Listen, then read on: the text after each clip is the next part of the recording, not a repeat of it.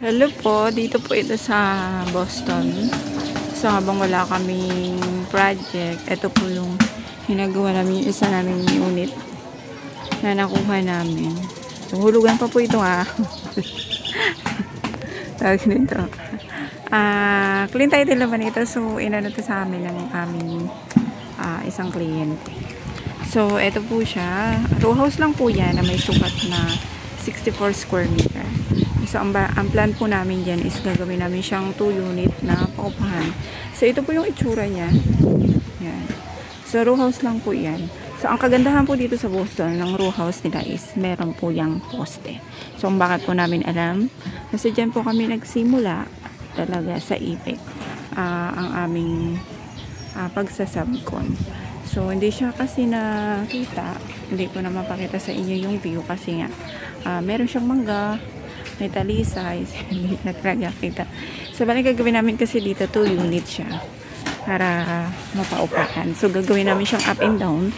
So, for the meantime kasi, dahil ito talaga yung pinaka problem dito. So, may bukod akong video nito na ipopost ko rin para po at least alam nyo, kapag ka na-encounter nyo po, alam nyo kung paano gagawin. So, sa amin kasi, easy na lang yan siya kasi nga, alam namin kung saan-saan yung tumatagos ang mga yan.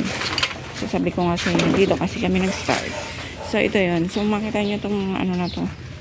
Yan. Ito sa client namin to na yung nagpapalit ng tawag nito, ng roofing. Maalala nyo yung akasya namin na pinataasan. So, sa kanila po yan, gagamitin po yun daw nila yan dun sa gagawin nilang parang resort. So, ito yung sa back. So, ito naka-adjust po ito. Hindi po ito yung totoong sukat niya. Naka-ano po yan dito. So, pag binago namin yan, doon na po sa tamang sukat na kasi ano namin siya ng mga poste na good for second floor. So, yun pa. Ang sukat namin dito is 1 meter by 1 meter. So, ito medyo mababaw pa lang. Dito tayo sa kabila. Dito sa kabila na reach na yung so, yan yung lababo niya. Saka na natin yan laguhin kapag ganun din ang part. So, ito dahil karikatera ka, sige umakyat ka sa mga panamba. So, ito siya 1 meter by 1 meter. So, ang sukat niyan is naka 1 meter na dyan si J. So, si J ang nakukay niyan dyan.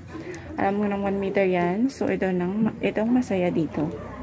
Dahil ito ay palayan talaga yung dito sa part ng phase 4. Ay, phase 3 at saka phase 4. Naranasan namin ito sa phase 4 nung nagawa kami. Naalala ko tuloy si Engineer Juby. So, Engineer 150 na to. Wala pang Adobe. So, ayan. Kung mapansin nyo, wala pa kayong makitang Adobe. Yung Adobe is yung parang makulay brown na matigas na part. So, ayan. Makita nyo, kulay itim pa rin siya.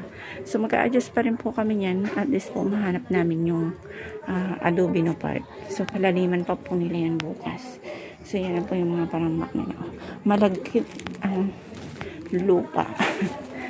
So, di ba po, pagka nakikita niyo naman sa mga project namin, at least po ma-reach natin yung ng Adobe. Kahit naman po, halimbawa po, naglalim po yan ng 60 din, Adobe na. Doon pa rin po tayo sa standard. Pero ito po, naka-standard naman siya, pero, yun nga, wala pa yung bakas ng Adobe. So, laliman pa po natin siya. Yan naman po. Ito lang good side dito po sa IPEC. Pagdating po sa foundation, goods yung goods. Kasi po, sa experience namin dati, kahit gano'n pa po yung kalalim, kung wala pa pong Adobe, hindi pa po yung pwedeng igo.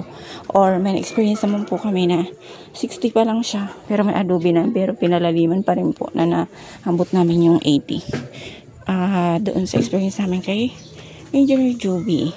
So, yan ang good side dyan. Kasi nga, hindi mo yan pwedeng buhusan lang hindi na i-inspect na engineer. So, ang una dyan, nagyan graba, latagan ng parilya, ihulog ang poste. Hindi pwedeng buhusan hanggat walang go signal ng engineer. Yan ang good thing sa IPEC. Sa mga ganito. So, i-ano nyo na yan. Pagpasensyahan nyo na yung mga ganyan-ganyan. Kasi nga, babaguhin nyo naman yun. Ang maganda doon, yung foundation. So, dito yung phase 3 na to. Row house lang na mostly sa mga row house is nakaganyan lang yung nakalak. Walang poste. Dito po sa IPEC may poste po talaga. So, kaya ang mga unit po dito pwede pong gawing second floor. Parehas po niyan. Yan. Magdadagdag ka lang po ng poste Then yung existing na poste, dugtungan mo lang. So yan po yung aming for ngayon. May mga naka-line up po kami, kaya lang nag-adjust sila. Masaya yan pag nagsabay-sabay. Hatiin namin katawan namin, charot.